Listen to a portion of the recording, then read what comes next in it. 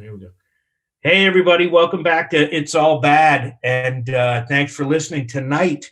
I'm here with my man, Keith. Hey. Hey. And we got Russ and Danny, and we got Charlie. And we are here tonight with Christopher Boyer. And Chris had a very spooky experience living in Hagerstown in a house that was built in the mid 1700s. And I have no idea, after having listened, hearing this episode, I just have no idea how he did it, man. I really don't. Like, I could not have stuck around. I just personally, like, the first 5 to 10 things that happened, I don't think I'd be around for thing 5. Like, I think I would just run and be like, I'm going to get an apartment somewhere else. But he was a glutton for punishment. He just fucking stayed there through all that craziness. It's madness. It's like a lightning rod for ghosty business, and a wonderful guy and a wonderful actor and a dear friend of the show. And Keith and I have both known him for a long, long time. And here it is. Happy Halloween, everybody. Enjoy your ghosty time stories. So settle in, get yourself a cup of cocoa or a cup of whatever the hell you drink, and have yourself a happy Halloween with Chris Boyer and The Haunting in Maryland. Hagerstown. Near Fiddlersburg. That's what he said. He kept saying, keeps talking about Fiddlersburg. But really? Yeah, there's some place called Fiddlersburg. I don't know where the hell that is, but anyway. All right, here you go.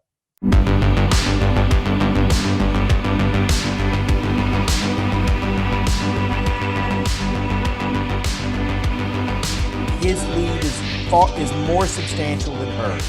But that doesn't necessarily mean... Hey, there he is! There he is! There's double Chris. Yeah.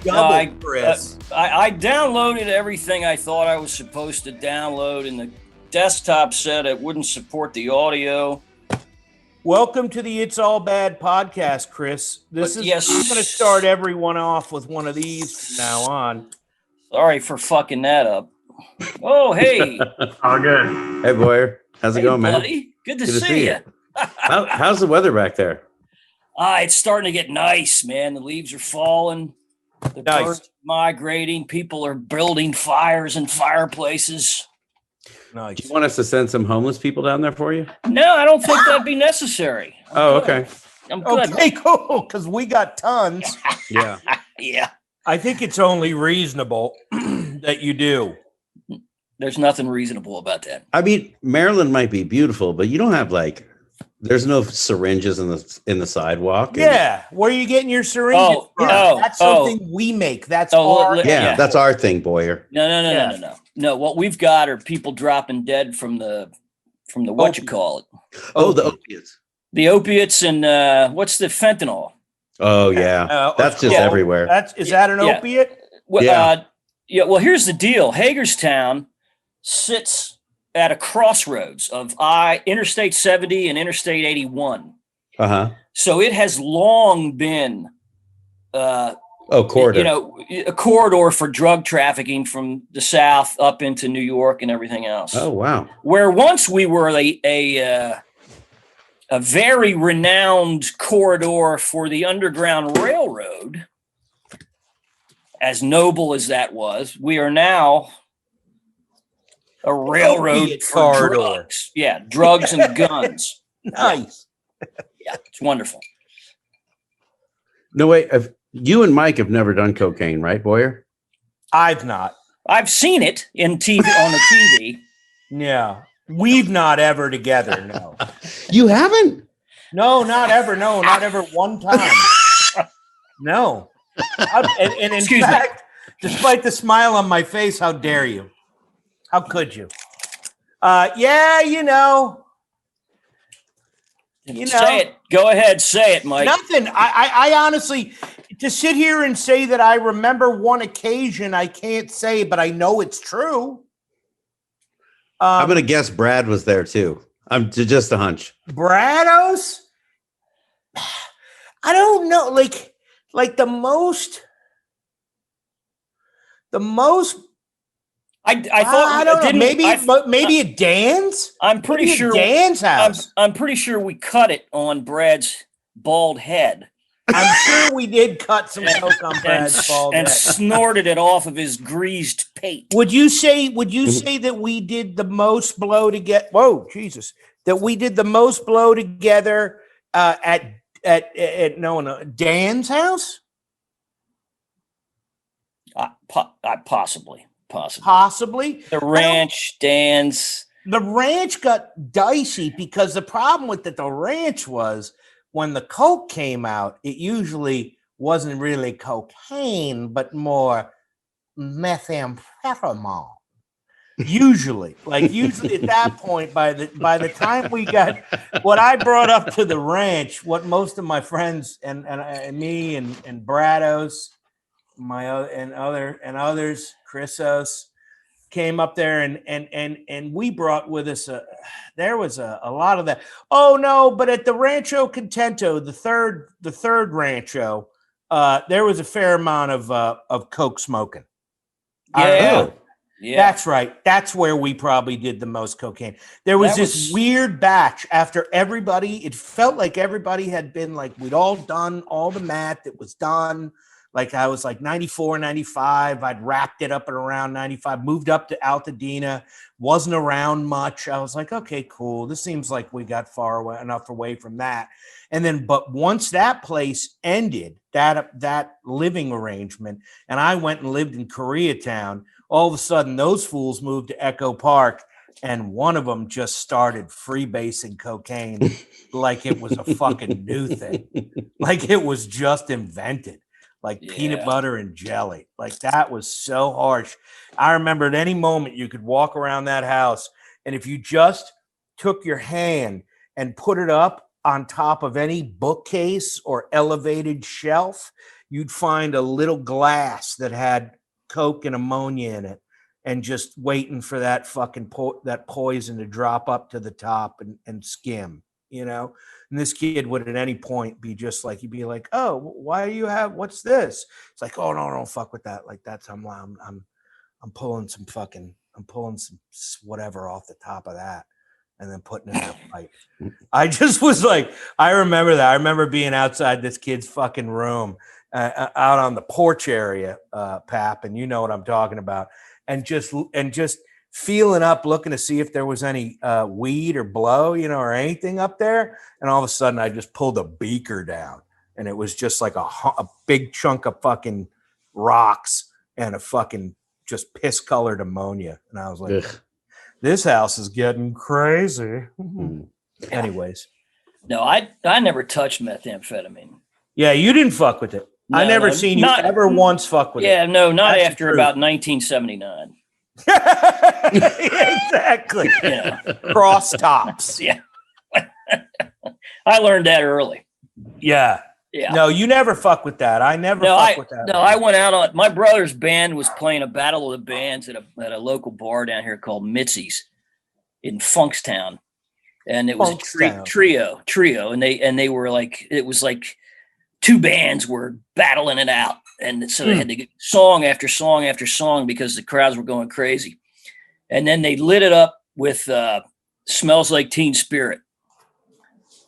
And my brother just crushed it, and the crowd went crazy, and they won the battle of bands. And I ran into an old guy, a buddy of mine, who had just gotten out of the joint.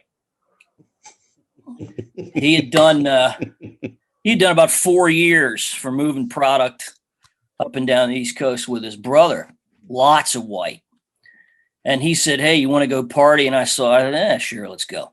And I went on a 3-day bender with him. That you know, no sleep, you know, no sleep whatsoever. It just was basically doing it and then going to another place to find it, and then doing it and then looking for another place to find it. And I shit you not, we were shot at twice. No way. Yeah, because you know you got to go to sketch parts of town. Yeah. you know, he would always say, wait in the car, sit in the driver's seat, keep the engine going, you know. All right, you know, I haven't seen you in years. How was the joint? You know, no, wait here. I'll be right back. Be ready to go. So I don't know if he was going in and stealing it, but there was a couple of times where he came running out, jumping in the car, go, pop, pop, pop, pop, pop. and then the inevitable 3-day hangover. Yeah. After that, where you're pretty much comatose, trying to find any barbiturate you could find to just take you out of it. It's a sexy sleep. And then it was not to be an advertiser, but it is that, that sleep where you're like, Jesus Christ, this is what tired is. All right, I get it. I thought I was tired. This is tired. Well, I was done. That was it. Yeah. It might have been 1980. But just a little sniffing the tears on the radio. Boy. Driver's seat. Love it. I guess we'll say, I guess we'll call that a cold open, but welcome back. Yeah. To another episode of It's All Bad. My name's Mike Fayella, and I'm here with my friend Mr. X. Mr. X. Yeah. And Charlie. Yeah. And we got Danny's on the way, coming back from Malibu on a photo shoot, because that's what handsome people do. What, he doing more of that swimwear modeling?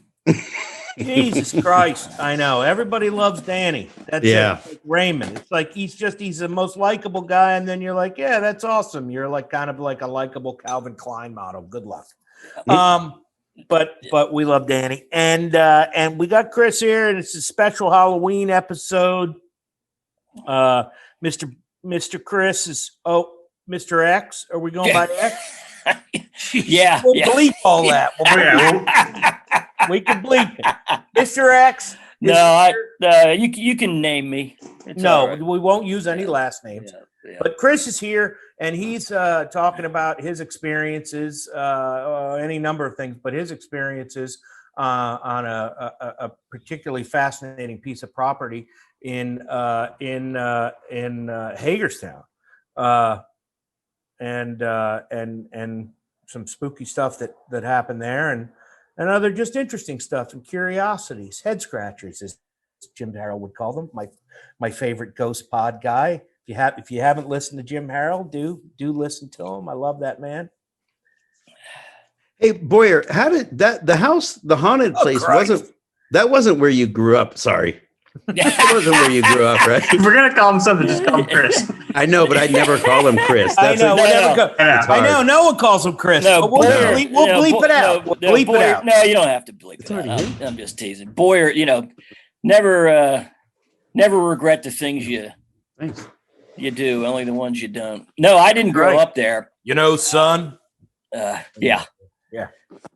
No, I was living in down near Boonesboro. I just finished Farrier's College, and was starting a career as a horseshoer. I was renting a farm down there, buying and selling horses and shoeing horses. And I had a buddy living with me, and he was training horses in Charlestown at the track. And we were going to start our horse empire. And then we had these women living with us, and that all went to shit. And then our landlady found our hash oil operation in the attic, and we got evicted, and everything went to hell. And a buddy of mine was living in this place.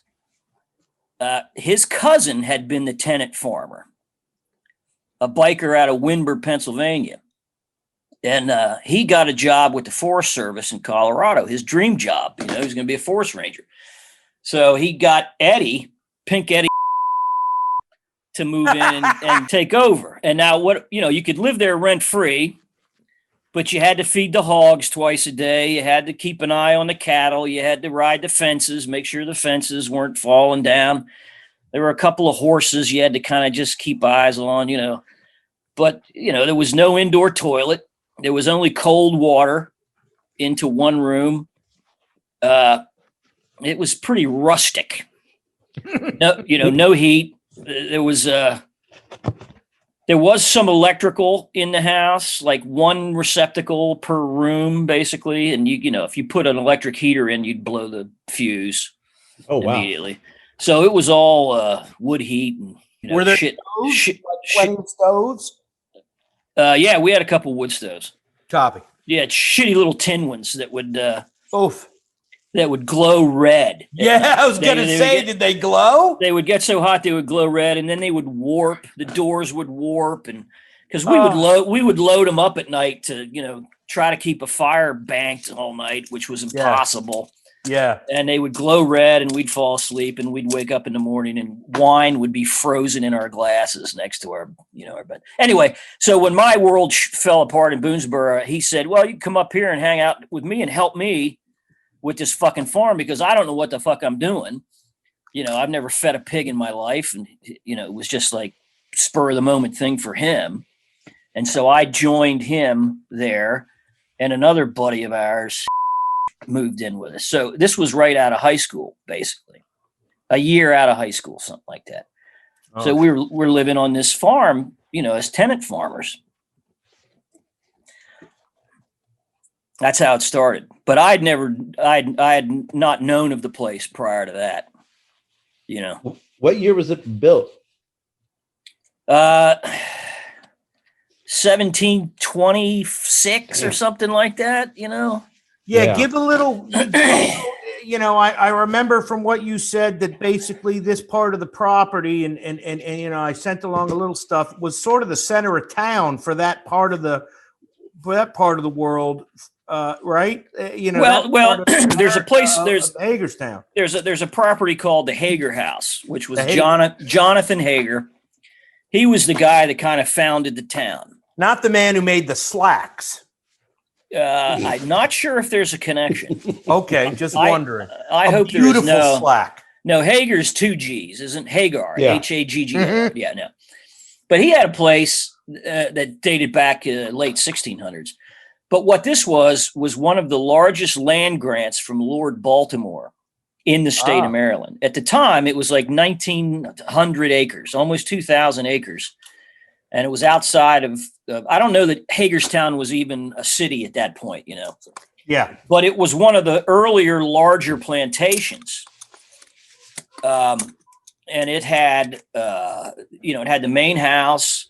It had a blacksmith shop. It had an ice house that was buried in the ground 20 feet. It had 3 mills eventually. There was a church that eventually became a Mennonite church. There was a schoolhouse and a root cellar, and there was about a mile-long mill race that went along the little Antietam. So they had a lock that the foundations of which were still in place, and they would drop the lock and divert the water into the mill race to power the mills, obviously. But all this shit was like, why hasn't this been restored? Why doesn't the Historical Society do something with this place? Yeah, that's what struck me. Because I forwarded you a report from the Historical Society, but the company that owned the land was Marquette Cement or something, and they bought all this property surrounding their cement factory and quarry simply because there was so much limestone everywhere. Mm. The house was built out of limestone. It was limestone, this part of Maryland, a lot of limestone. So they pulled, they pumped cash into the local politics and kept it from being declared a historical site, which was an absolute tragedy. Because there's some examples of architecture of the time that existed there. And it was the only farm that was like this in Washington County. It was the center. It was the center of commerce. It was also used as a slave breaking plantation. So they'd buy slaves in Annapolis and bring them to this place and break them and then sell them to the local, and that's probably not good vibes. Yeah, no, half of the basement, the cellar, and we're talking about a cellar that's got 20-foot ceiling. It's deep in the ground. And half of it was... So wait, 20 foot underground? Yeah, it was super deep. and half of the basement was walled off with stone walls and barred windows, and they had these like bunks along the walls, and that's where they would hold the slaves. And there were now some of the people that lived on the lane knew a lot about and told us about it. And there were at one point, shackles and chains pounded into the stone in that basement, where they would shackle them up and keep them chained until they were broken. And Jesus Christ! And it was also like the center of the community in the sense that it was kind of the mortuary in the basement. The one really interesting piece that was still there when I moved in was the cooling board. Now, they talk about that in the literature. They talk about the fucking cooling board. Yeah. The cooling board was a big single plank carved out of a single, tree, probably 3 feet wide, and it was cupped. And at the edge, it had blood gutters. And one of the reasons they made the cellar so deep was to keep so that the temperature would stay really cool. So they would take bodies for burial and take them down there and bleed them, and then keep them in that cellar cold until they could bring them upstairs for the viewing. And one half of the bottom of the house had these massive French doors that would open up, and that's where they would have the viewings. Oh. So there are these slaves down there shackled to the wall, and bodies being brought down and bled out. And what I keep hearing, by the way, is just not to interrupt you, but I keep hearing the Craigslist ad for this apartment building. This is like available, 4-bedroom, rustic, 20-foot ceiling basement, formerly used as a slave breaking quarters and human bloodletting mortuary. No pets. Cats only. Oh, I got there was an incident with cats one night in that place. Speaking of cats, now we didn't have any. We had dogs for a while, but the pet thing didn't really work out there. But there were a lot of barn cats, right? Because it was a huge 5-bay bank barn. Yeah, and a bunch of other, the one thing you don't want to do with barn cats is try to domesticate them, right, or feed them, because then they kind of, you just let them do their thing. Then you fucking inherit them. But one night, and they rarely ever came down to the house because the barn was a couple 150 yards away. But so the first winter I was there were 3 of us: Pink Eddie, and myself. And in the winter, you would shut the house down to 2 rooms. By the way, because it was so cold that we would all just sleep in one room around the wood stove, and then the other room was the kitchen where we kept the wood stove going because that was the only room that had any water, and we tried to keep the water flowing. But one night we were laying down there, and we're all snuggled into our couches. We didn't have beds; we had couches and sleeping bags. And we'd sleep on each of our couch, and we'd be mummied up in our bag and drinking cheap, jug wine, fire burning, glowing red. We had one of those stereos where you could stack albums, and they would just, a record changer. Yeah. See, by the time you got to the 4th disc, there were so many of them that they would just kind of spin and lose traction and slow down. But we're laying there one night, we're smoking up and drinking and yakking, and all of a sudden, these cats attacked the windows, would jump up on the windows and scratch at the windows, and we're just like frantically pawing and scratching at the windows, and it was just like we're just laying there freaking out, and it went on for hours. And the next day, eventually we either passed out or they stopped or something. I don't remember exactly what happened. But the next day we go out, and there's dead cats all over the yard. No way. Yeah. They were desperately trying to get in the house, it seemed. Yeah. but they had never, ever shown any interest in us whatsoever, you know? I mean, you'd try to pet them at the barn and they would scurry away, right? They didn't want anything to do with you. They were 5th generation barn cats, feral as fuck. And they were like, you know, we were terrified the way they were manically trying to claw their way through the glass of the windows. And then the next day, dead cats everywhere. What do you think happened? No idea.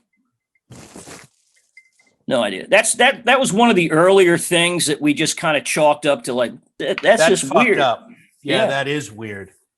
Did they have like wounds, like something had attacked it, or they just no fell over dead? No, they were dead. They were all frozen stiff.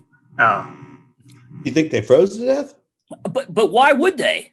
Right. Why would they have? They've lived there for years. You know, they have, you know, the barn has hay, you know, and out of the wind and out of the weather. And they would, you know, they'd bundle up together and, you know, they'd survived many a winter prior to this one. But yeah, they were frozen stiff and just dead. Wow. Oh, that's one of the earlier things. Yeah.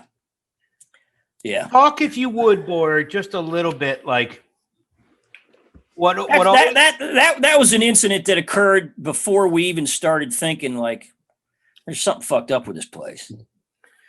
One of the things you used to say that struck me so much was your experience going home, what it was like to go home. Like, I don't know if you could describe that to the guys, that road and the way there. Oh, that always, it's one of the things most memorable to me about so much. I mean, there's so many fucking levels to it, but that always tripped me out and always made me think like I would not have been able to do it. Like I would have been like, nope, not doing that. Well, the lane back to the farm was about a half a mile long. Mm-hmm. And at the street end of the lane, and now this is outside of Hagerstown. It's not in the city limits. It's not that far out in the county, but it's right there. Washington County. Yeah. This little part of the county was known as Fiddlersburg, alternately known as Coffee Hollow. You know, over the years, you know, names. But at the end of the lane was a liquor store called God Loves Liquors.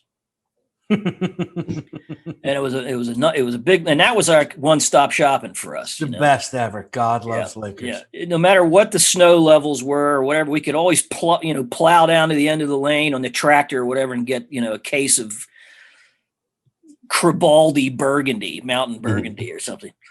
But yeah, so you'd pass the liquor store, and there were two lanes parallel to one another with a line of trees in between, like a boulevard almost, but it was old and ancient. And there's a line of about 8 houses on the left, and they were real particular. Like you don't drive on our lane, you know. There was the lane that serviced their houses, and then there was the farm lane, and it was separated by this little line of trees. And boy, when we had parties and stuff, we'd have to always tell people, don't go down the left side of the lane, you know, stay to the right. And so you'd go about a quarter of a mile down, and you'd get to this shitty old gate, and open the gate and come on. And then from the gate to the house, no lights anywhere, dark as hell. But there was this massive line of trees that 100 years ago must have been just absolutely glorious, you know. But it was like a Tim Burton set piece. These massive trunks with just these little stumpy limbs at the tops. And some of them had green on them, you know, trying to hang on. And so you had this line of trees on either side of the lane, just kind of, you know, just it's like fall of the House of Usher or something. Just this ancient decay, you know, that you would drive through to get up to the house, and then you'd see the house, and usually there was just the one porch light hanging, you know, and it was a bare bulb, of course, you know, And that was, you come up and you just, sometimes you drive up and you just get this sense of like, how am I doing this again? What am I doing? Well, I got, I'd sit in the car for 10, 15 minutes just going, oh, okay, I got to get ready for this. I got to get ready. I'm doing it. I'm going in. And, you'd go in. I mean, it was especially that way when I was there by myself for almost 2 years. It was, it was one thing when you knew your buddies were in there and, you had a couple of guys to joke the shit off with. But when you're there alone, it was tough sledding. It was tough sledding. And when did shit start getting weird? Oh, that first winter of 79. The first time I visited there, even Pink Eddie and his girl were living in this one front room, and this was in the summer. And it was one of these summer storms, late night, end of summer lightning storms. And they had a dog, and we were just sitting around partying, and we had the stereo going, and there was some lights in that room. They had power in that room, and it wasn't like the first couple times I went there, I looked at the place and went, oh, that's fucked up. That's creepy. That's weird. It was like, yeah, it's just an old house. There's a lot of these old stone farms around here, Yeah. But this night there was something scratching outside in the hall, and we'd look, what, rat or something, nothing out there. And the dog started going crazy and would start, would just stare off into space and bark and bark and bark and bark. And then just one port just started whirling around like a dervish, running up on, how dogs will run up on shit and run around when they're puppies. Well, this was like a 7-year-old golden retriever, and then jumped out through a window, broke the glass, like no way. Yeah, movie stuntman shit. Like, wow, that's really fucked up. But we just blamed the dog. We just figured the dog was crazy. That should have been a clue early on. But months later is when I wound up moving in, and then when the three of us, because the gal, she was out within a couple of weeks. She was like, this place is weird, I'm not staying here. You fuckers are crazy. But yeah, I don't know. It started with noises, thumps and footsteps and door slams, and we'd be all, like I said, the three of us were hunkered down in the room right off the kitchen, just trying to not freeze to death. And we'd hear shit like a tornado in the attic or something. And we'd go up the next morning, and all, the attic was full of old furniture and shit, chests and crates and broken chairs, and all of the shit would be like piled up at one end of the attic. And like, oh, okay. When we go the next night, we'd hear the same thing. We'd go up the next day, and it was all at the other end of the attic. Fuck. And it's like, yeah, those rats are intense, what the fuck? What the hell's going on? The rats. He has been picking it up. Well, come on, guys, let's get over there. Man, what kind of rats are in this house? Fuck. Yeah. And then it started, working its way down from the attic. And well, what about the windows? Don't forget that the windows are an important detail. Oh yeah. Well, that's actually before the winter. I moved in there in the summer. Actually, that's a deep midsummer cut for me. That fucking put the zip. Yeah. I'm getting my timeline a little hokey. When I first moved in, I moved into the attic because there were two. What is wrong with you, dude? There were two rooms. I didn't. Hey, what is wrong with you? Just like, hey, we got this old stone house. I think they might have broke slaves here. Anyway, we got a room up in the attic if you want it. Just like, that sounds great. I'll get my stuff. I didn't believe in any of that shit. Yeah, well, it was. I was a rough and tumble Farrier. But anyway, there were 2 rooms in the attic that were finished. Off, with, like where the walls were plaster and had, the floors were finished and that's where the house slaves lived. Oh, yeah. Right. Farrier, son of an FBI agent, not exactly a someone who was about to just believe a fairy tale. Yeah, it's nonsense. Yeah, like people are crazy. But I had acquired this Great Dane that I had stolen from this house.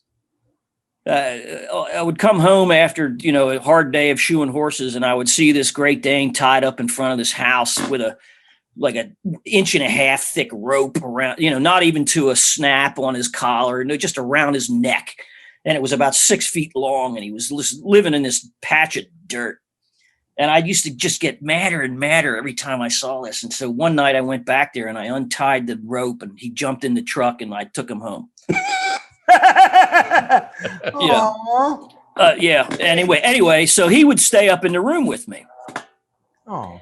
And he would lie at the foot of the bed, and then after a couple of nights there, maybe a week or so, he would I'd be awakened in the middle of the night, and he'd be growling, and he'd be sitting up and staring at the door out into the rest of the attic, which was the landing, the top of the stairs that landed in the attic. And it just went on and on and on. I'm like, man, what the fuck?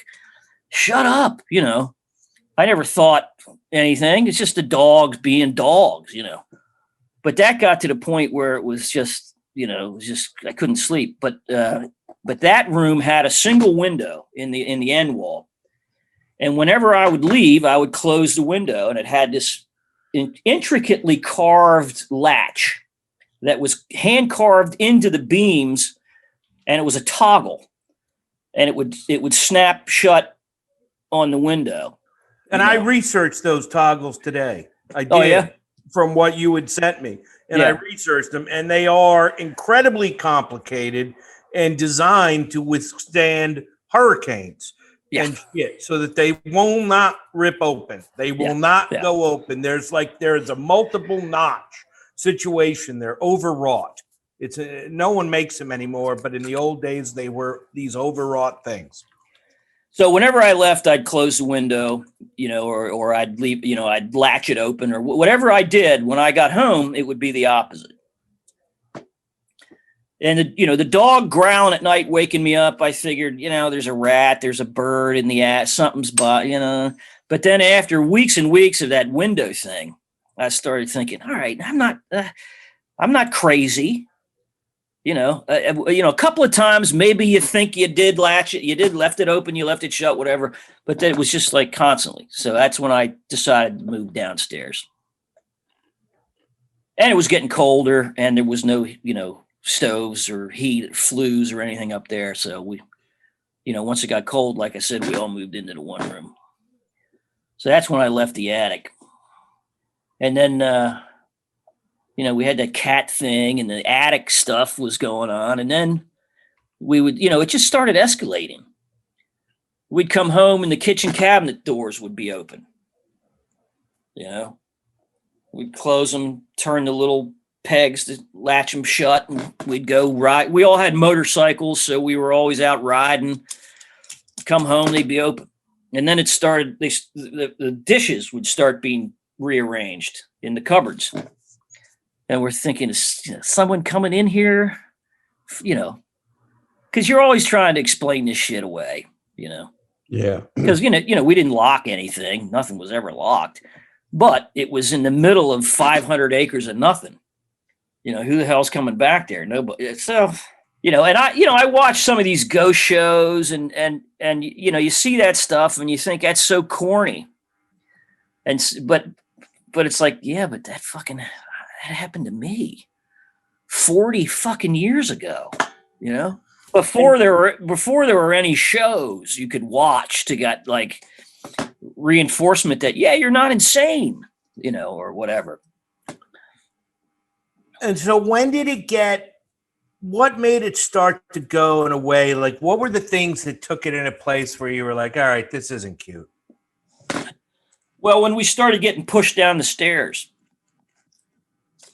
and when the weather got warmer, we would all move to other parts of the house because they had these big giant rooms on the second floor that were just. So when you didn't have to worry about heat, you could spread out because it was this fucking monstrous place. Yeah. That was, by the way, like, I think it's important to mention, right? Like, it was a dope place. Oh God, I loved it. It was super neat. Like, it wasn't like, why would you live in this? Like, I've seen pictures of it's pretty rad situation if you were that age. Yeah. Like, just be like, oh wow, we can wild here. Like, we could absolutely wild there. We had outdoor bonfires. Plus, you got all that energy going on, all that youthful enthusiasm and party energy. Did you guys have parties there? We had the most amazing Halloween parties you've ever. No, it was insane. We 40, 50 cars coming down the lane parking, and word just got out, and we would decorate the basement. We would have candles on the cooling board. A buddy of mine, Pastor Future, would bring his organ down into the basement and get all dressed up in robes and play this demonic organ music, and incense would be burning, and we'd take people on tours of the house, and people would freak out. Someone just grabbed me. What? Don't do that. And it was like, I don't know if someone grabbed you or if something grabbed you. I don't know. We don't know. Yeah. Well, we had a grand time with it all. And there probably wasn't any drugs or alcohol consumed there at all. No. Never. No. Not at all. No. Well, that's the first thing that people ask, when they, I don't offer up these stories. I mean, you've been bugging me to do this for a while, and I've resisted. But people will say, "Well, were you doing drugs?" Fuck yeah, I was doing drugs. We all were. But I've done a lot of drugs where things weren't flying across the room. Right. Yeah. You know what I mean? I've done a lot of drugs where there's like waves and colors, and that's fine. But doors weren't opening and slamming 60 times a minute, or cats weren't hurling themselves at the windows and then dying,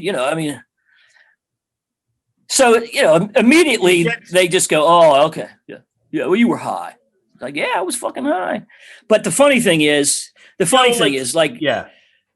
years and years later, my little brother would be at a party somewhere, and he'd overhear someone telling a story about something that happened to them at this crazy farm, back this lane, back behind God Loves Liquors. And my brother would just kind of listen in and was like, yeah, that's where my brother lived for years. I even came across a Facebook thread. Not that I'm admitting that I'm on Facebook, but there was a Facebook thread where someone started talking about weird shit that happened to them when they were at that farm. That farm back, Loose Lane. That was the name of the lane. Yeah. Oh yeah. I was, because we had a lot of parties. We had a lot of musicians come and stay, and live there for like a couple of weeks, thinking it was cool, and then just freaking out and leaving. But we had a lot of jam sessions, in the big room. When did it start to go? When did you start to say this isn't as much fun as I thought it was when we were having parties? Oddly enough, it wasn't so much and the thing is that we experienced, if you know the lingo of the ghost shit, there's residual hauntings, where a thing is like an echo of the past. And so there was this. I've just learned this shit actually working on a script. There were a couple of white floaty things that would happen at the same place, and it would just cross that upper landing, and we all saw it, and we just didn't pay any attention to it, and it was just like, yeah, there goes that gal. And then oh God. There were you'd see this one woman there was a servant's house across. You got to remember, this is a compound, right? Yeah. So there's the big main house, and then 35 feet across the front yard is one of the earlier mills. And then to the left, there's the mill race. And across the mill race, there's a servant's house. What is And a then- mill race? No one knows what the fuck a mill race is. Well, when you build a water mill, you always build it near a body of water, flowing body of water.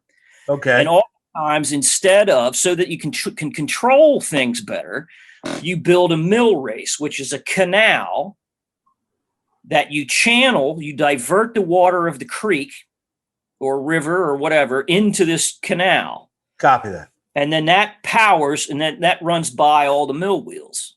Copy that. And then you can shut it off, right? So it's a controllable current Flow of water. to be able So- to run the mills on your property. Right. So they're not fucking just running nonstop. Copy Whatever. that. Exactly. And Copy. also that you're not in danger of floods because, Right. if you have a flood, you can take out your millworks. Oh, Stop. But right. if you're using the water if you divert the water from your water source, you can control it. And was any of that shit working on the property at that No, point? no. Oh God, no. Okay, got it. No. All right. So but there were they had cannon foundries on this place from the Revolutionary War and the Civil War. oh Jesus. Grist mill, cannon foundry. There were millstones were just laying out in the fields. There was only one mill left standing though, and that was the oldest one, and that one was used as a refrigerator. They would have running water go through these giant stone tanks that had been plastered over, and that's where they put all the dairy. Yeah. Oh. And anything they wanted to keep cold, they would have this cold running water go through these tanks. And To keep it freaking cold. this was a major plantation at one point. And so anyway, in the guest house or the servant's house, there was one window where you'd kind of like, fuck, there's this woman in the window constantly. So, there were the residual things, and then there was the poltergeist activity, which was escalating over time. And then, there's the intelligent haunting, where there's an interactive thing going. And we had it all there at various points. But the activity would, there'd be weeks and weeks and weeks go by where nothing was going, nothing was happening. But then someone would get the bright idea of like, I'm going to paint my room. And the minute you'd start to fuck with shit, stuff would flare up. Yeah. Like, I'm going to fix that broken window. No. Better not. And did you? Because I remember one particular story about that happened in your kitchen. Yeah. How do you feel about that one? Well, there's a couple different ones. Not full dark. Yeah. All right. Yeah. There was where one. you were with your buddy. Who since passed, and you had a real visceral experience with these guys. Yeah. That's the most remarkable story. Yeah. I was living there by myself at that point. I'd been there probably. Which amazes me. Everybody left, and you're like, hey, yeah, I think I'll stay. This seems good. Well, This is good. Just reminds me of that little dog in the cartoons with the full room on fire, being like, "This is fine." that's the weird thing. Hey, who's that guy with the mustache? Hey, Oh what's up? shit, I'm Danny. that's Danny. That's Tom. right. I didn't want Danny, to interrupt you. Oh, hi, Danny. How's it going? Pretty well. It's good to see you. Yeah, I've heard you before. I just never seen you. That's the man, the myth, Yeah. the legend, Russian Danny. Man, boy, he's got this teeth and the stash. I'm loving it. No, he's the handsome kid in the whole. Unapologetically smoking a cigarette. Fantastic. No, dude, no, Indoors, it's like indoors, nonetheless. Yeah, no shit. It's like fucking hanging out with Steve fucking McQueen. Yeah. Believe me. Christ. Yeah. Anyways, Yeah. So the weird thing about living there by myself Danny. was there was sometimes there was that horror of actually going in and having to deal with it, but then there was also this like I can't stay away. Also, there was this thing I'm where addicted to it. I loved that house. I loved the life I had there, and it was tough. I mean, at the end there, I had that whole fucking place to myself. I was growing dope. I didn't have to share with anybody.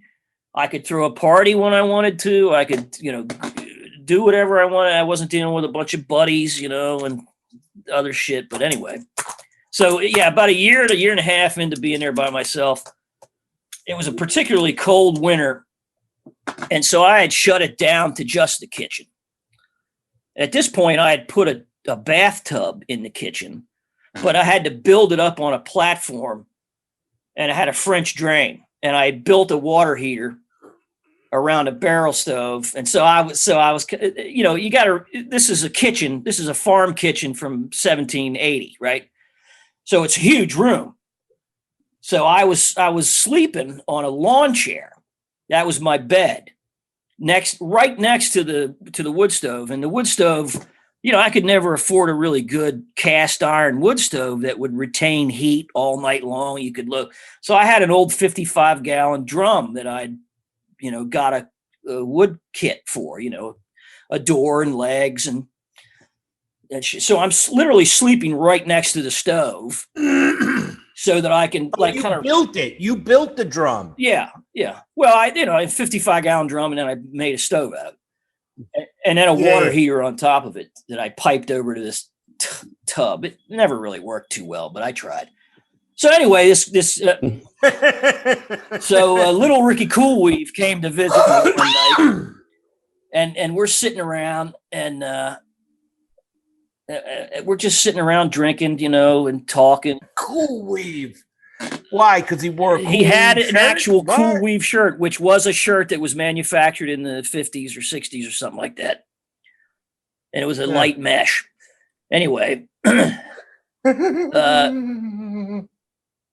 we're sitting there, and all of a sudden, he had been there before when stuff had happened, noises and bangs and weird stuff, but this was all of a sudden we start hearing this bang, bang, bang, bang. And then it's like way up in the attic. And we just kind of stop and look at each other. And, it's like, yeah, it'll stop in a second. It just gets louder and louder and louder. And we can hear it hit the landing, boom, and stop. And then now it's boom, boom, boom. And it's coming down the steps that are right outside the kitchen, into this massive, center hallway. And now it's like, oh, wow, this is a first, the footstep thing coming right to the door. And the kitchen door was shut. And, in these old houses, they've got 80,000 coats of paint. And so doors tend to stick, but it was, it was nice because you could shut the door and it would stay shut. So it wasn't like a loose hanging door. And all of a sudden, the top corner of the door just starts fluttering.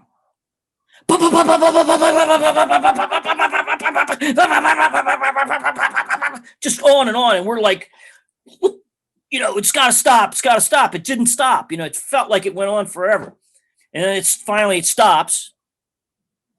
And then boom, boom, boom, the clumping back up the stairs.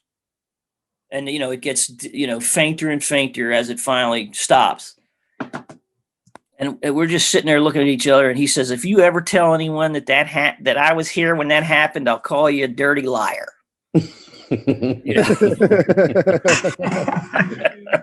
God damn it. Yeah. Wow. Do you miss it? Do you miss living there ever? Nope. No.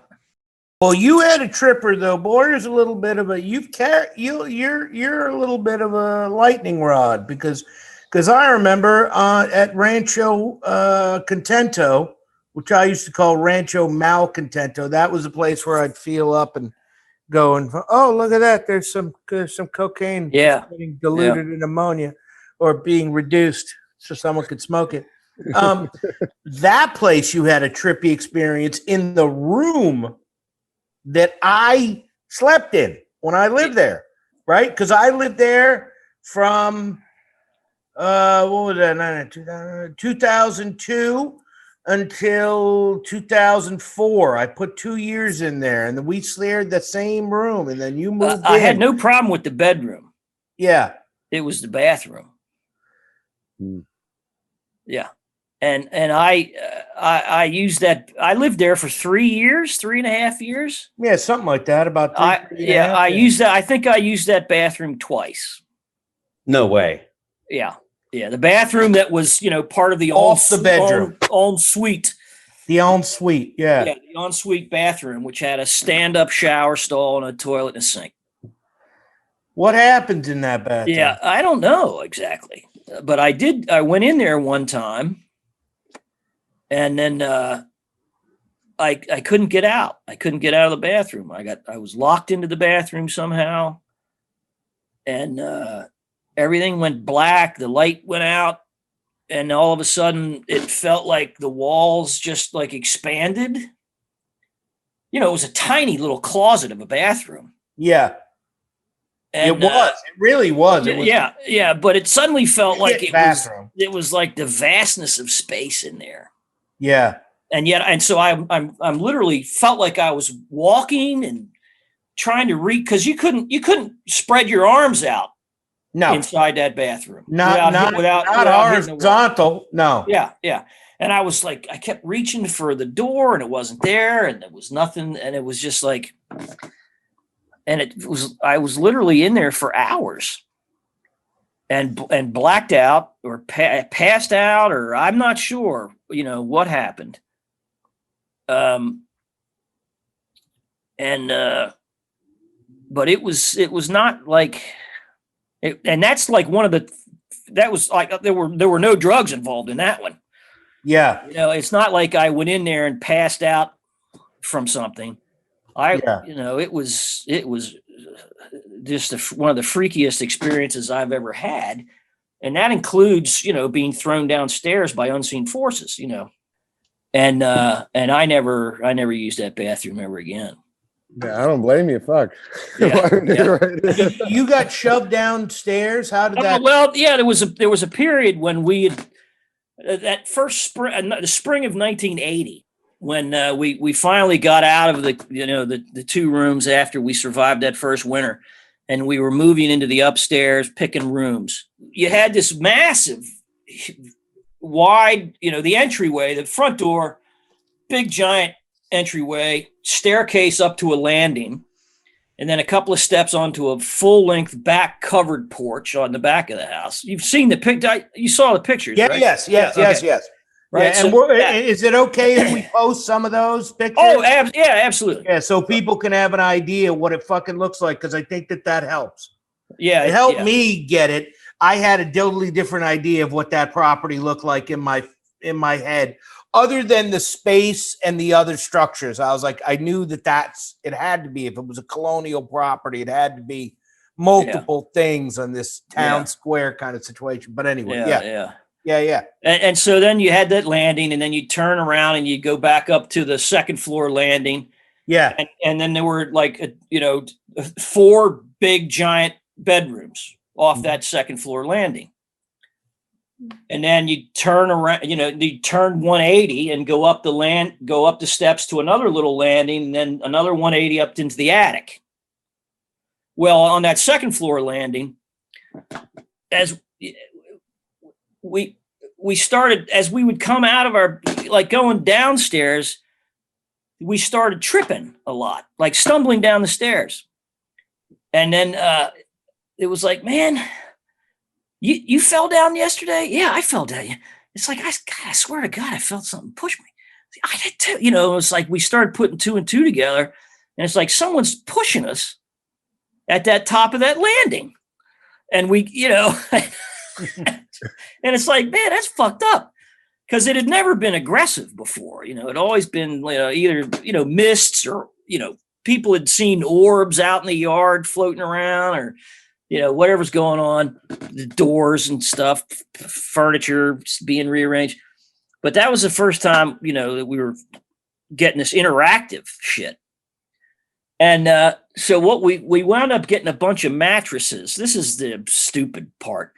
And we just started lining that second landing with mattresses. So that when we would get pushed or tripped, we would just kind of launch ourselves preemptively to try to control our fall. And it was like, junior stuntmen, because we knew that we were going to get knocked down. And so we just tried to limit the impact by literally packing that landing with mattresses. The first floor landing. That modicum, that middle landing. So that if you fell, you'd hit that. If you felt it going, you'd kind of launch yourself into the mattresses. And all three of us, it happened to all three of us. And people would come over and they're like, what the fuck's with all those mattresses? And we're like, man, you got nowhere else to put them. I don't know. Yeah.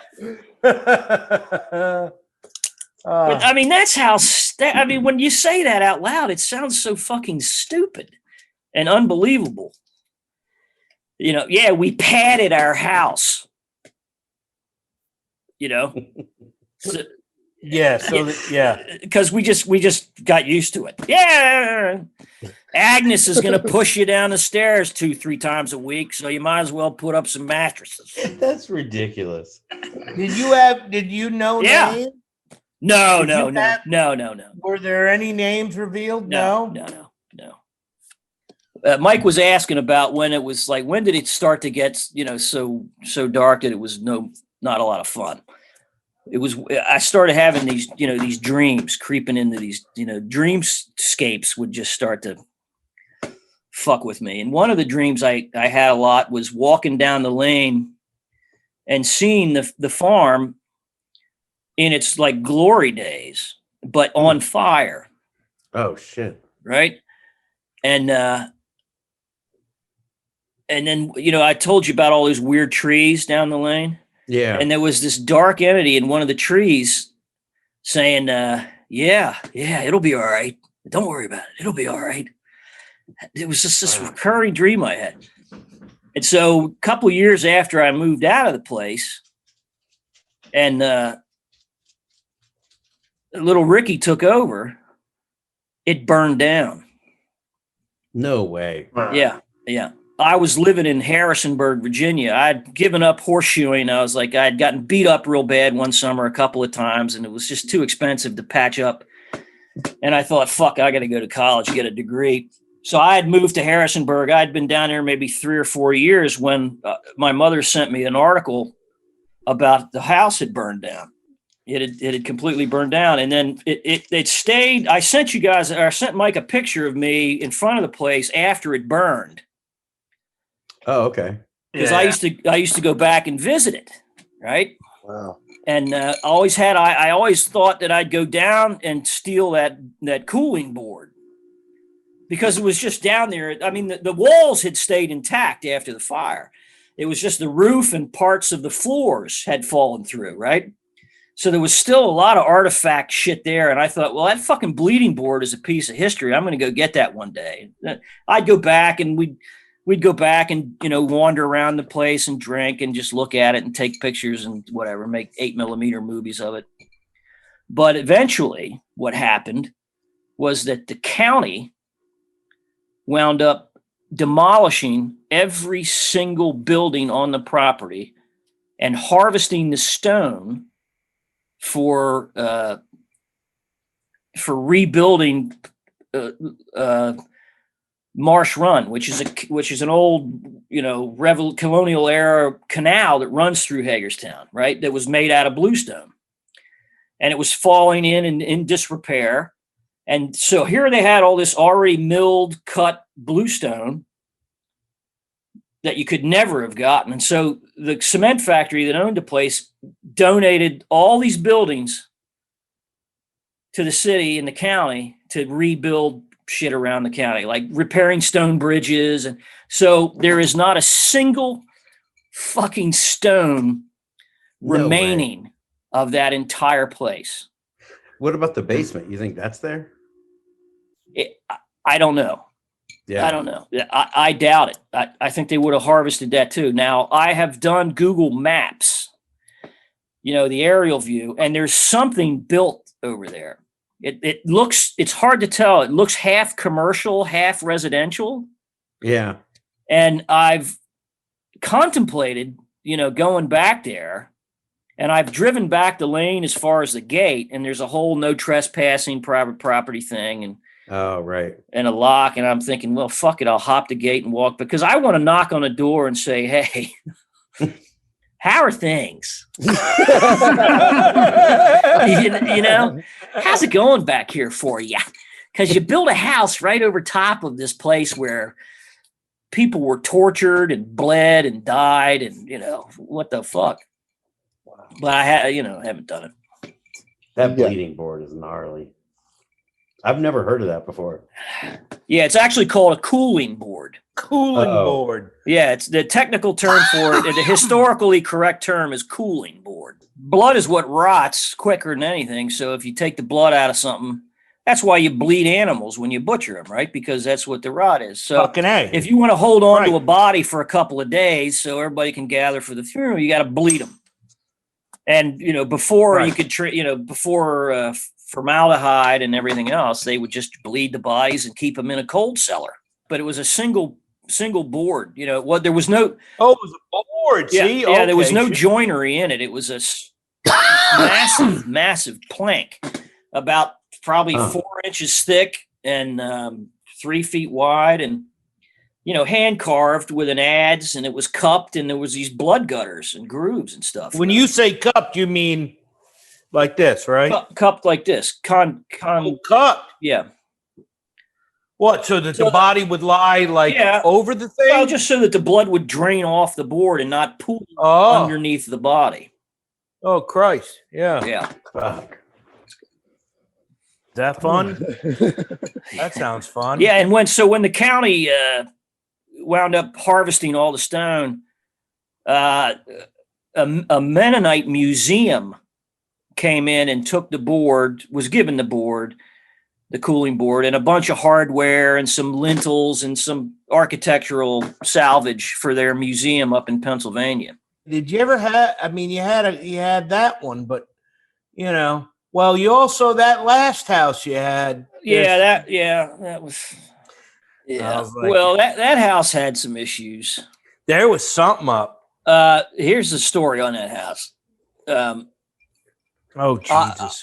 Stuff would go missing from that house all the time, and I'm thinking I'm just an old, drunk ghost magnet actor who just can't keep track of his shit because he just lays around and gardens most of the day and has a cocktail every day at 5 or whatever. But stuff would just literally, kitchen stuff, the stuff I would use a lot and that I would have a place for. It would just like, where the fuck is my olive spoon, or my lemon zester? It's gone.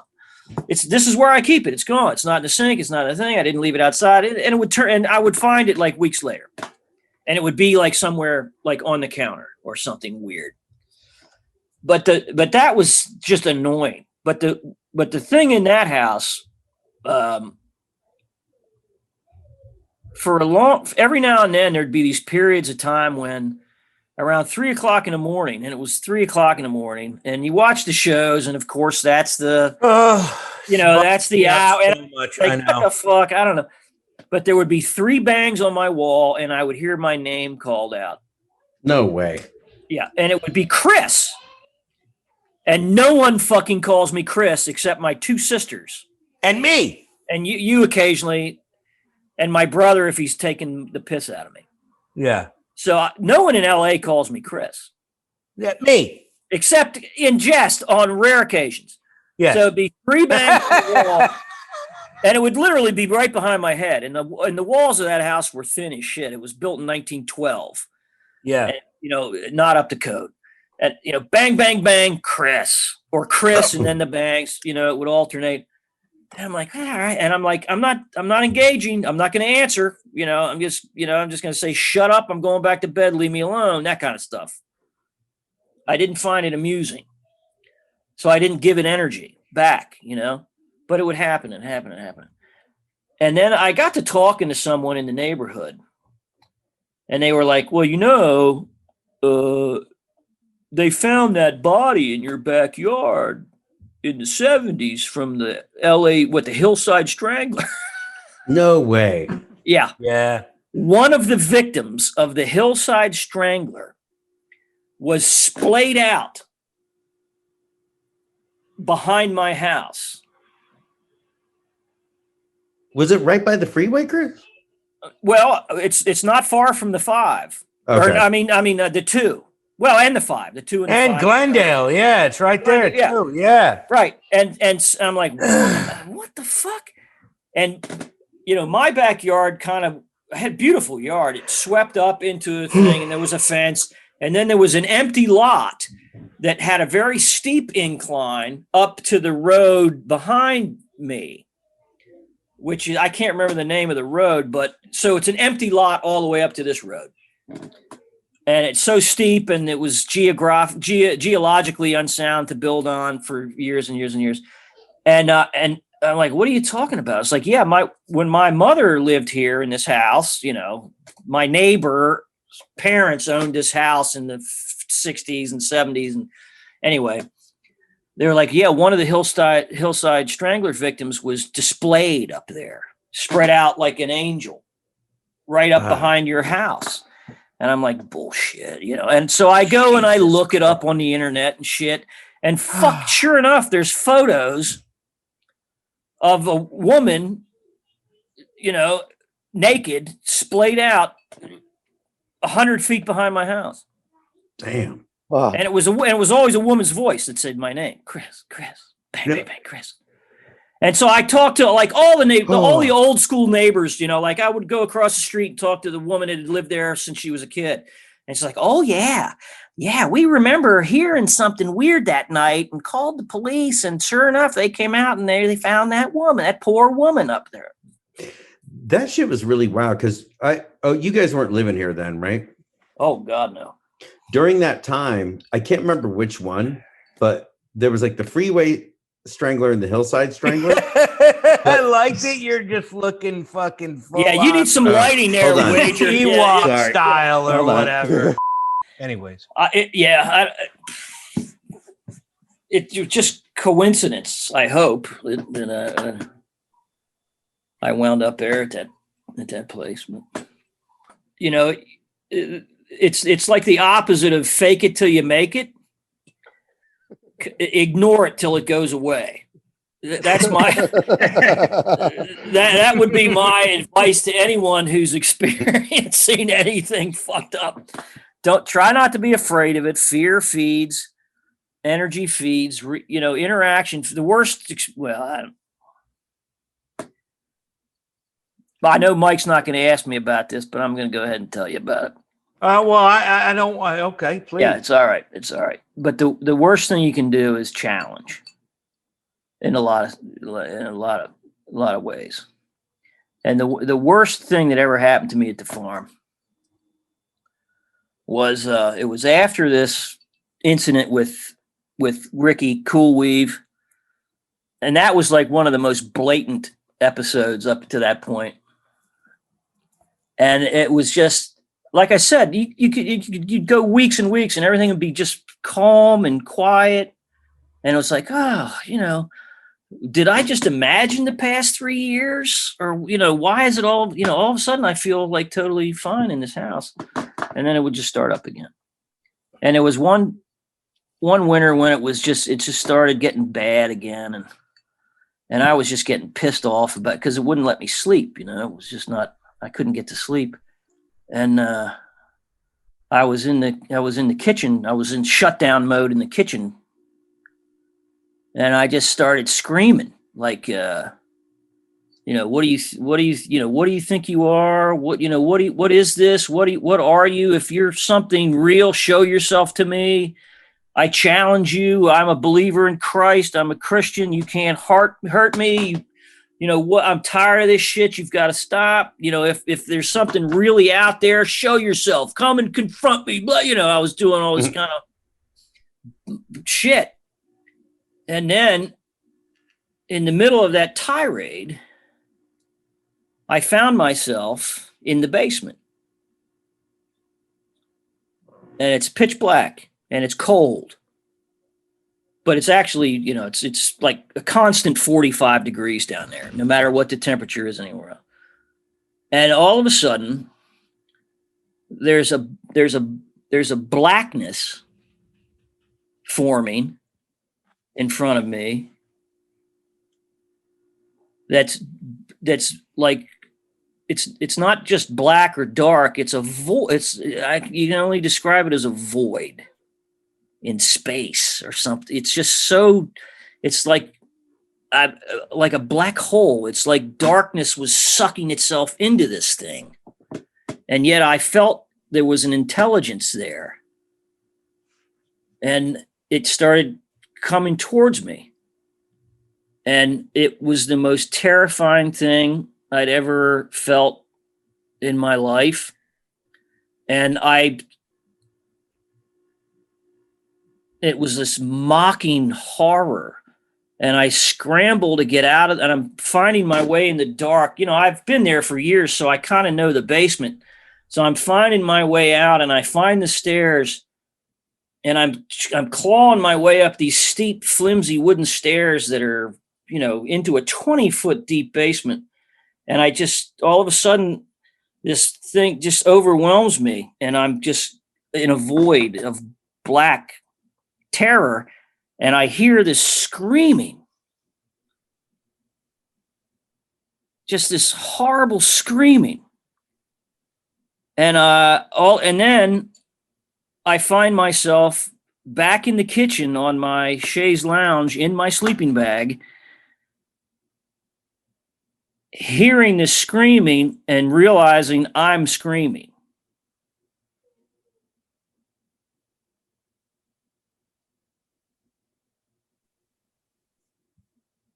And that's where I was when I was shouting my confrontation to this thing.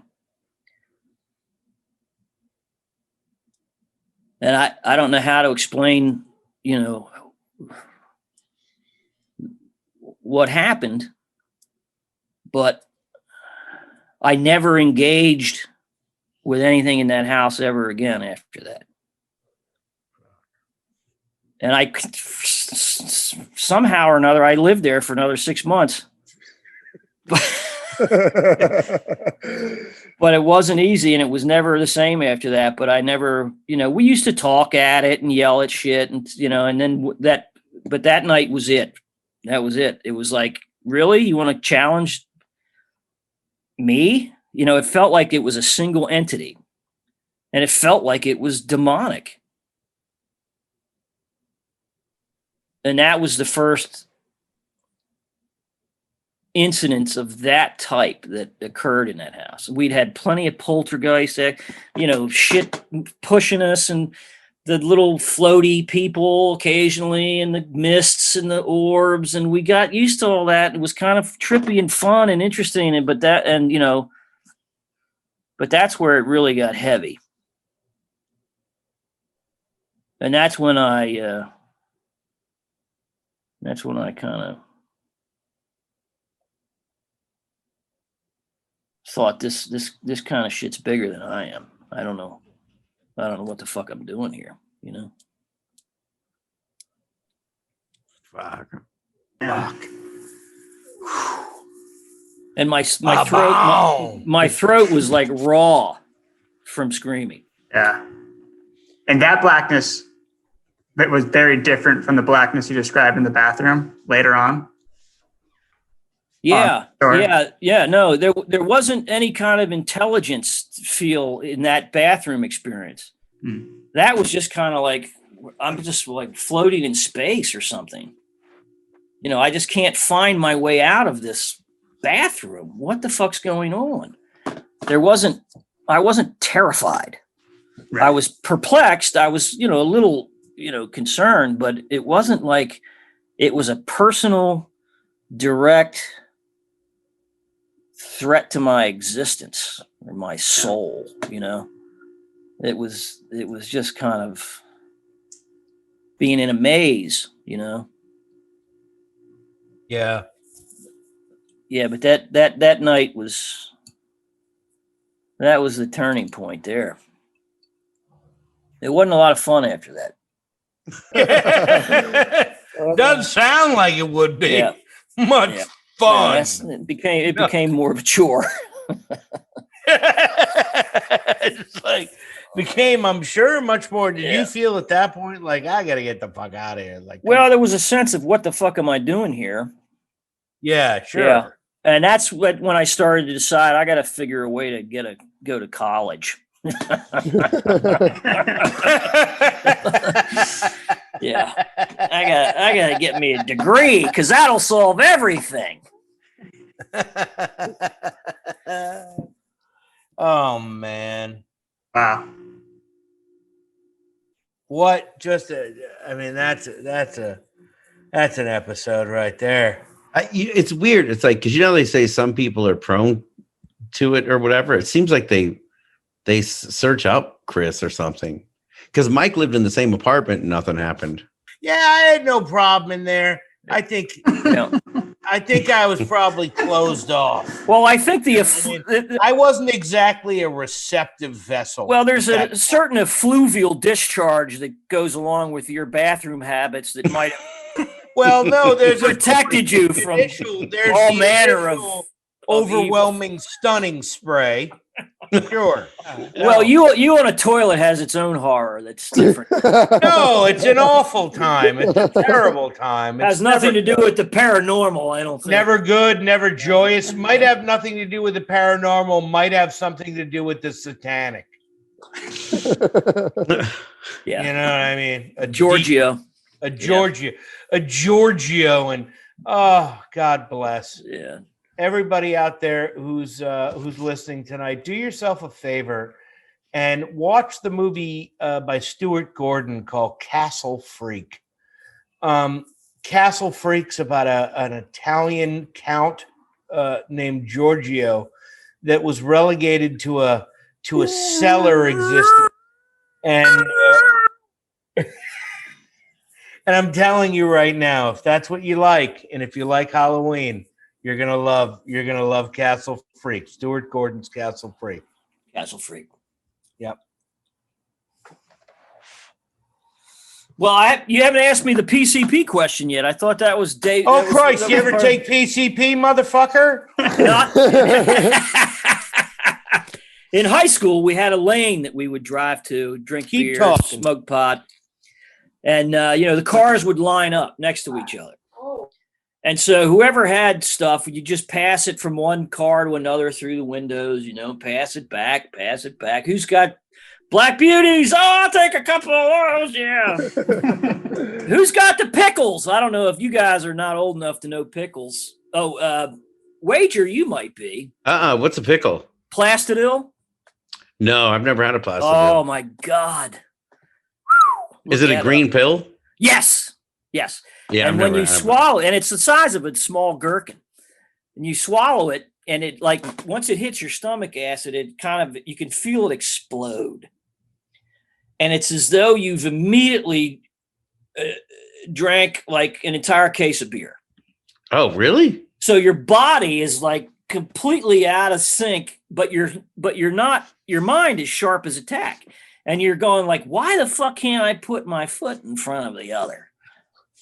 It's a. I think they came and went pretty quickly in the pharmacological world, but they were something else.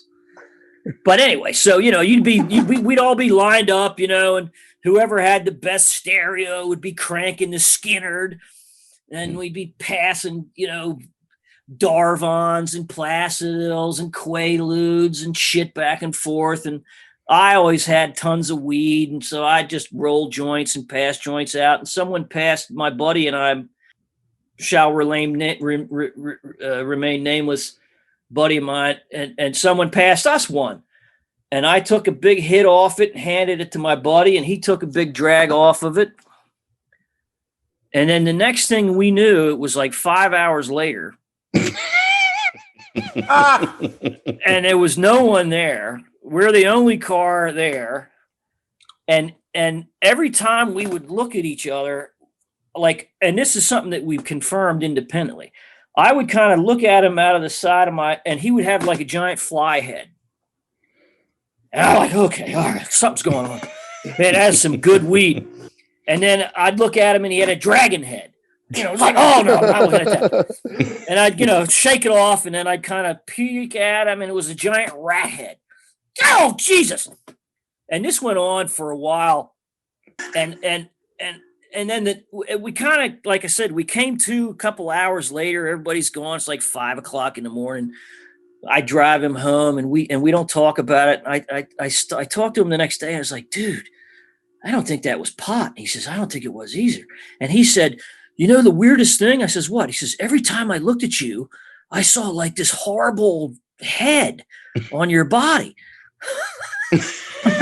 You're all me too. And it was like, I was like, shit. We had the same hallucinations. That's crazy. And then we found out that the fucker that was, had passed us the joint, it was fucking Crazy Flakes. We used to call it Crazy Flakes. Crazy Flakes. Yeah, he would take dried parsley and spray it with wet PCP, liquid PCP, and roll it up. It was called Crazy Flakes. But that was the only time I ever came in. Yeah, PCP. Wow. Yeah, junior year of high school, sophomore year of high school, something like that. Wow. What's your favorite drug of all time? Seriously. One, Desert Island. All right, hold on. Yeah. Don't put it up like that. Your Desert Island drug. Yeah, Bushmills. Yeah. That's interesting. Without a doubt. I think pot would still be. I love hooch. I do love it. Like, it definitely is fun, and it gives me the confuso and relieves my nervos and all those things. Like, it does. It does all those things, and I absolutely love it for that. And yep. and have explored a very different. We are in part a recovery show or a show that deals with that. That's bizarre because every time I listen to your show, I'm like digging through drawers looking for drugs. Well, that's the thing. Like, it's not. Well, it's like, what the fuck, man? These guys are crazy. Where's that Darvon I had hidden? No, I know. I know. That's a little bit of the conflict, right? Like, that's a little bit of the thing. It's like the truth of the beast. But yeah. I would have to say that, if I have any, if I am God's honest with myself, and really just say, okay, what would be the thing? It would be hard for me to just be on a desert island with all that sand. When I think about it for real, you got the sand, you got the water, you got tasks that have to get done. No, all you're going to do is die on that desert island. That's granted. The weed is going to keep me alive a lot longer than the booze. All right. The weed, at least, smoke a little grass, build a hut. You know what I'm saying? Yeah, yeah. Drink a fifth of fucking bourbon, fall down. You know what I mean? Like, it's the truth. Like, at least if you're there in the time, I would be like, okay, there's maybe a small fucking slim chance that I can grab these crab shells and make a soup out of them if I'm smoking pot. But if I'm just having martinis, like, there's not a motivation thing that's going to happen. Just not going to. Right. No. Well, Keith, what would yours be? Fuck. LSD. And those blunts, waking up in the morning. No, LSD. Crab. You said LSD? Yeah. Roll? Yeah, I was gonna follow up with that, but yeah, I mean, back in my day, Blue Barrels and Pink Microdot and all that shit. Back when before it became acid, right? Yeah, that's yeah. LSD was something else. Wait, what do you mean before it came acid? What's the difference? Well, there was LSD, right, which lasted up until the early 70s, and then acid. They started adding speed to LSD. Oh, okay. So a lot of the blotters, were acid. Fuck yeah. Because they were adding speed and sometimes strychnine, tiny little amounts of strychnine to actual LSD. I got a strychnine bunch once in college that was what we called a teeth gritter. We were like, we'd both gone in about $100 between the two of us, which in college in the 80s was a lot of money. It felt like, right? Because you didn't have much, or at least I didn't. And we were like, oh, okay, $50 each. We went and got a sheet of this blotter acid, and it was all fucking strychnine. It was all fucking speed. And if you let speed sit like that in racks of fucking LSD, then it just turns to strychnine. So me and this kid were just swallowing these, and they had lightning bolts. They were lightning bolts. And I did everything I could to fucking unload them. I would go to fucking all the campus bars and shit. So you thought, my God, this shit's poison. I'm going to sell it to my college. Hey, man, I want my money. I want my money back. My money, bitch. Those motherfuckers ain't my friends. Those motherfuckers don't give a shit about me. I'm going to sell it to these suckers. I promise you. I promise you. It's my money and I want it now. Yeah. And we just go out. I'd just be like, yeah, there you go. There. But yeah, no, that stuff is bad. And when you're just teeth gritting, you're like, oh, wow. Well, how is it possible that I've done 3 hits of acid? I haven't tripped at all. And I feel like I want to peel the fucking roof off. Yeah. Like it was such a bummer. Yeah. And chew your own face off. The last good LSD I ever did was window pane. Oh man, they used to drop it on these sheets of gelatin. Just the best, man. Gelatin, and then there was a thing called a Blue Barrel, which was pretty good. But then they started coming out with the sheets of Mickey Mouse characters and Dopey and on paper, yeah, on paper tabs, and tabs. Tabs, and that was acid. That yeah, was the acid. Yeah, that wasn't LSD. Danny, what's your desert island drug? Yeah, what's your desert? Oh, you know what? I was just thinking about that because I asked Keith, and I'm like, wait, do I have to? I'm like, would I even? All right, so is it just me solo on the island? Island, you alone, island. Me alone, island, not another fucking soul. Yep, that's me. Weed, Castaway style. Yep. I gotta go weed. I gotta go weed. DMT. Oh yeah, DMT. Motherfucker. Are you serious? I'm going straight to space. Yeah. Wait. What's he? Wait. What did Russian Danny say? DMT. DMT. What? I don't even know what that is. Oh man. So it's basically the chemical that your body produces right before you die, and when and there's various ways of getting it. There's 5-MeO DMT. There's a type that comes from a frog. You basically take it and you smoke it out of like a meth pipe.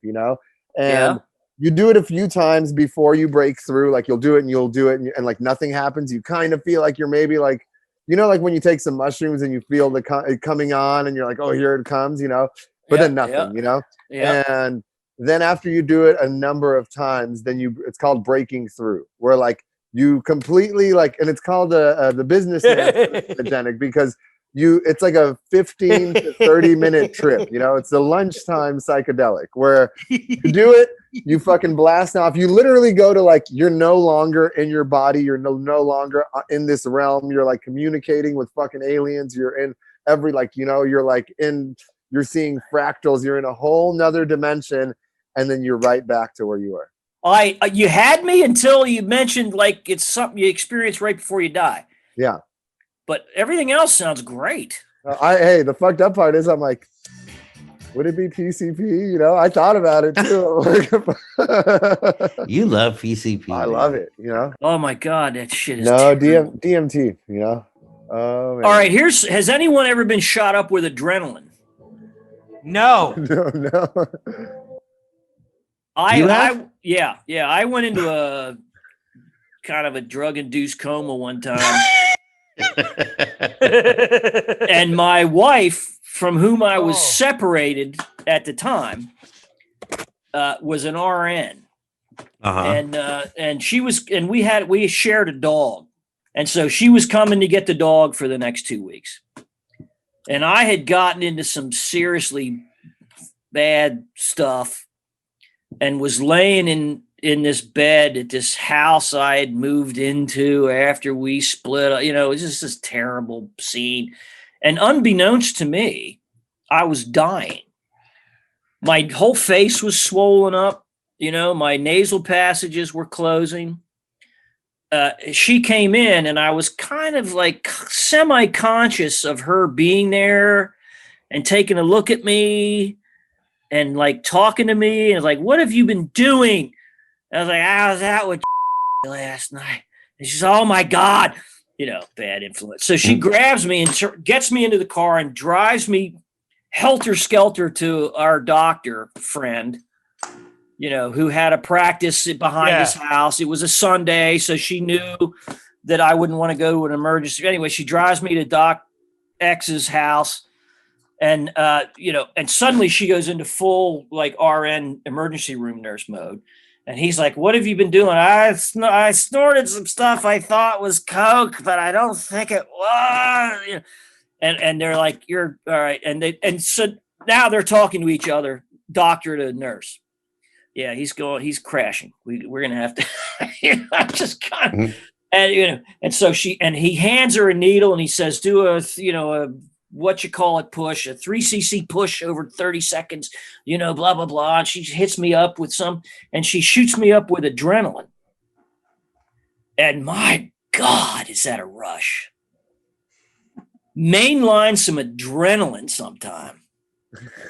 I was bouncing off that fucking table. Whoa! Whoa! I was hysterically crying and then hysterically laughing. And I'm literally, my body is shaking and I'm laughing and weeping and crying and laughing and shouting and I'm bouncing off the table. And I'm like, what the fuck is going on? And they're like, well, it's the adrenaline rush. I'm like, yeah, give me some more of that. And then it all kind of evened out and brought me down. And they gave me some Benadryl and some IV Valium and kind of evened it out. But it was like, man. Is that the same thing as Narcan? No. I don't know. I don't know. I have no idea. Adrenaline. That's what they did. That's Pulp Fiction, right? That's like the that's like the Oh yeah, except they didn't stick it in my heart. Yeah, no, they never do. Yeah, I don't think there's anything they stick in your heart. Yeah. That's a funny. So Narcan is the drug that it's what brings people out of a opiate overdose. Yeah, so like now with all the fentanyl and everything going around. It's something that I volunteer at a needle exchange and we train people on how to administer it, and we give out. There's a nasal form and an injectable form, and that's one of the questions that people always ask. They go, "Oh, so I don't actually have to hit the motherfucker in the heart." I'm like, no, you could never find somebody's fucking heart with a, through their fucking through their chest cavity, through the fucking all of that. Yeah, like you're gonna hit a bone, you're gonna be fucked. You're gonna break your fucking. You're gonna break your needle, and then someone's gonna die. Yeah. Exactly. And but the adrenaline, it goes. Dude. So they actually, it was like an eye, like it was IV. It was, and it was a slow push. She hit the vein, and she did it like she was I could see her counting. 1,000, 2, 1,000, 3, because you don't put too much in at once, And I'm like, it was this out of body experience, It's like I'm watching my wife. We weren't divorced at the time. Administer this drugs, it's like, what the fuck is going on? And then it starts to hit you. Oh, and I mean, I've never felt more ever. Wow. Yeah. I don't know what it was. It was more of whatever it was. I don't know. But like I said, it was like uncontrollable sobbing. And yet, like, why am I crying? It's all right. It's just a side effect of it. And then I'm laughing my ass off. And I was like, this is great. What's going on? And like, don't just relax. Just calm down. It'll be okay in a couple of minutes. Oof. Wow. Yeah. That's a first. You're definitely the first one on here to Oh my God. Amazing.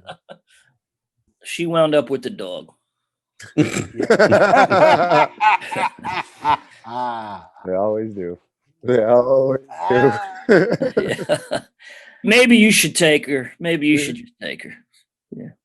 I'm not fit. I'm not a fit parent. Dude, when I broke up with my ex, and I think she listens to this, so if you're listening, what's up, Danny? We're cool now. I just saw the dog after so many years.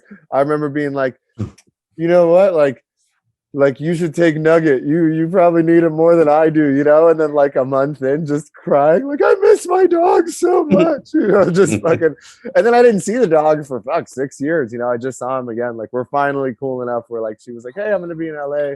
Let me know if you want to see Nugget. And I was like, I'd fucking love to. He's all fat. Well, that's awesome. So, yeah. Yeah. Yeah, that dog. Yeah, during that breakup year, it was like, man, I looked forward to those 2 weeks where I had custody, like nobody's business. Yeah.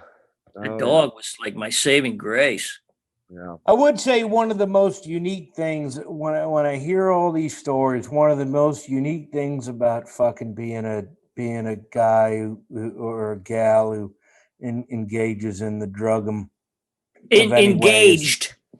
Engaged. Well, past all right. tense. Yeah. Engaged in the drug is the cold open.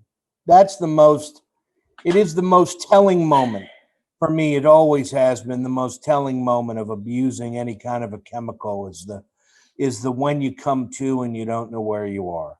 Oh yeah.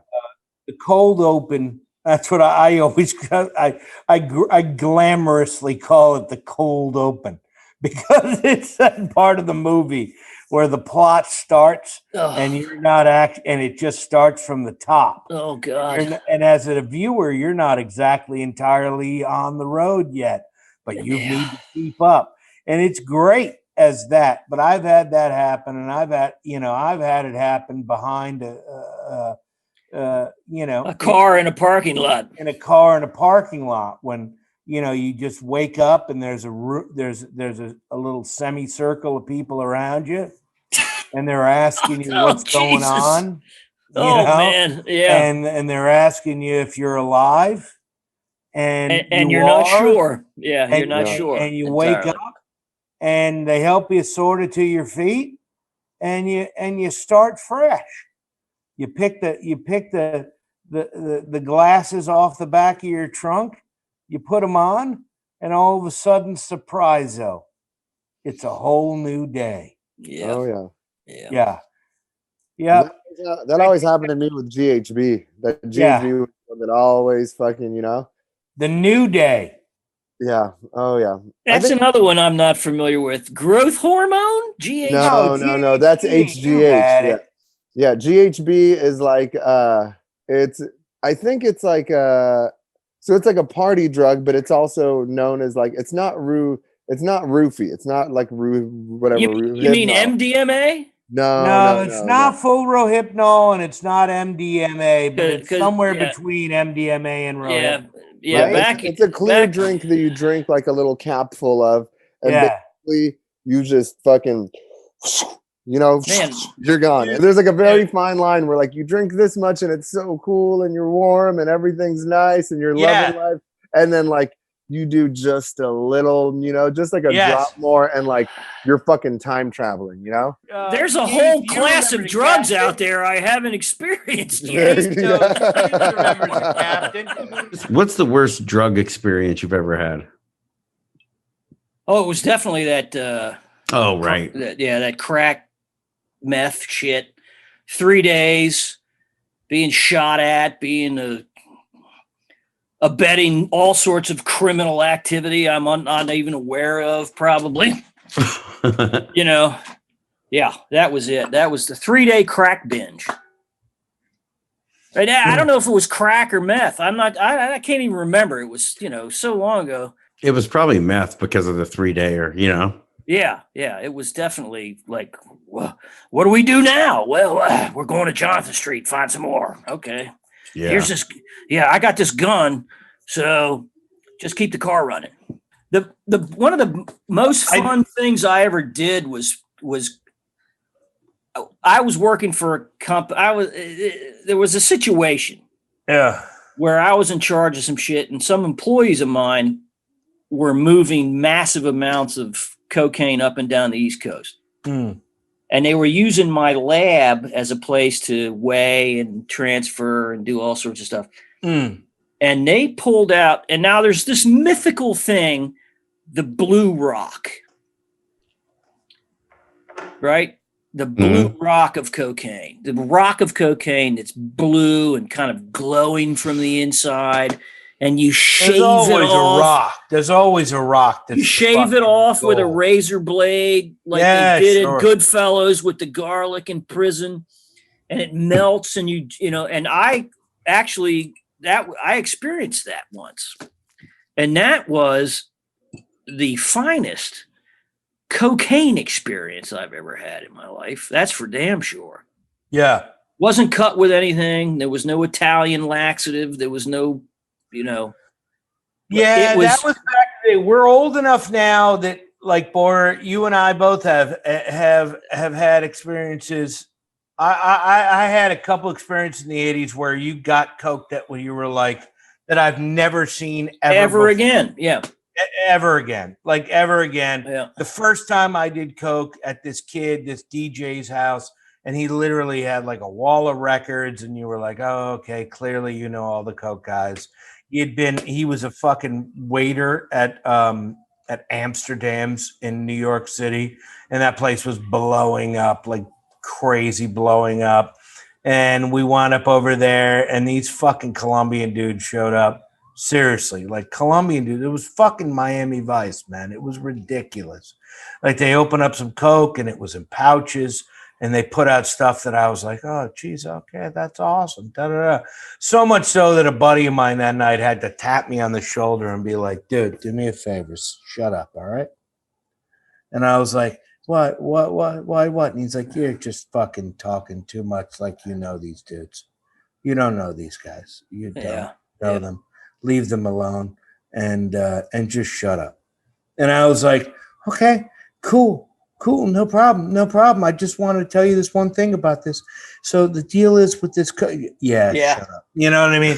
Like it was full like that. Like I was such an asshole. I had this poor fucking Colombian dude just cornered on the fucking corner of this fucking leather couch. Like he was your best friend.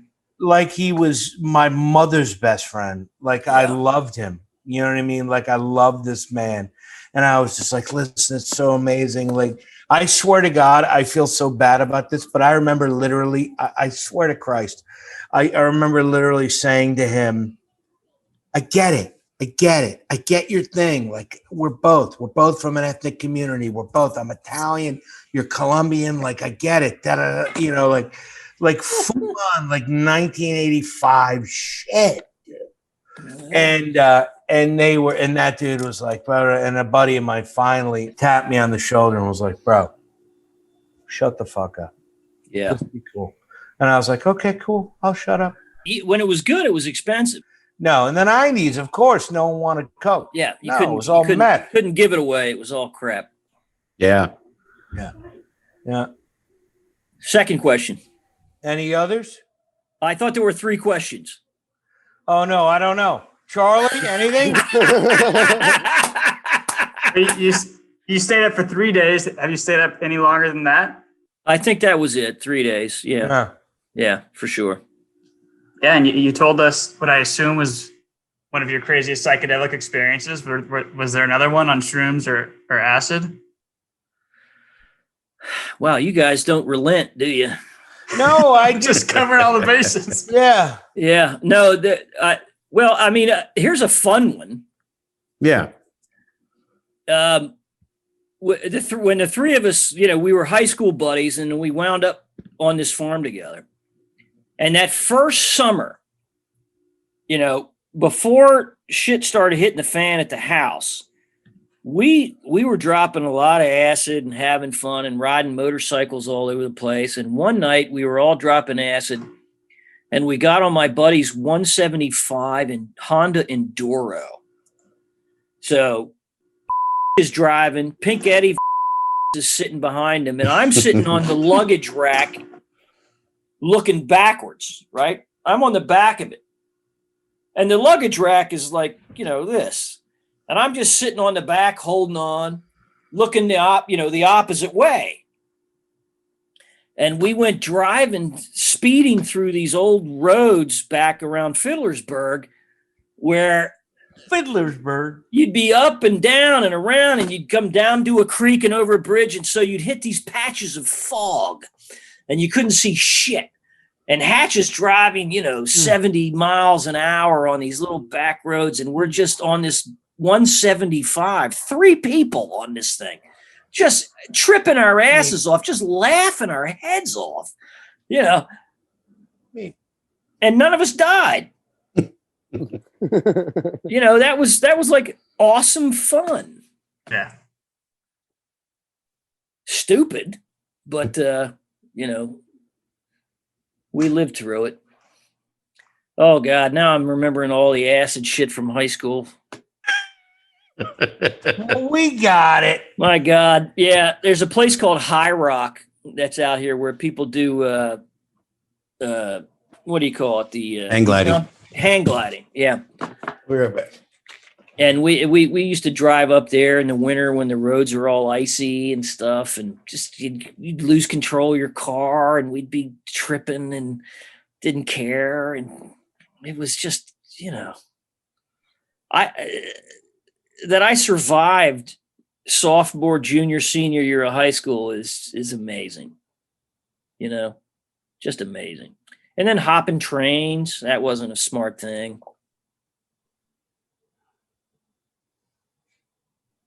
Yeah. Well, ma'am. All right. Yeah. No, I'm drifting off now. I'm drifting off. No. I'm like, there was that time when I did that thing. I'm not going to talk about that. Yeah. There was that when I set fire to the Latin classroom in junior year. Yeah, I'm not going to talk about that. That's not good. Jesus. Well, what a fucking treat, dude. Yeah. Dude. Well, this is like hanging out with people. That's what we hope it is like. That's what we always want it to be like. And it's nice. Stories it's nice. with friends, and like make and that's one thing. That's what hopefully makes us a little bit unique. It is telling stories with friends. What a fun night. What a treat, man. Thank you. Hey.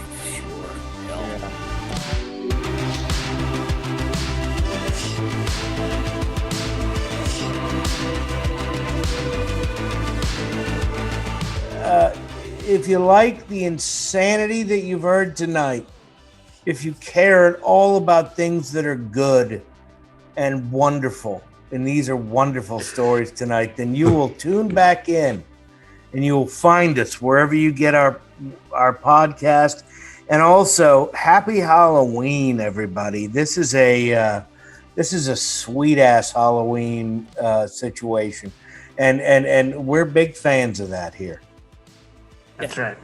How does 2020 get any scarier? Jesus Christ! How does 2020? My God! Yeah.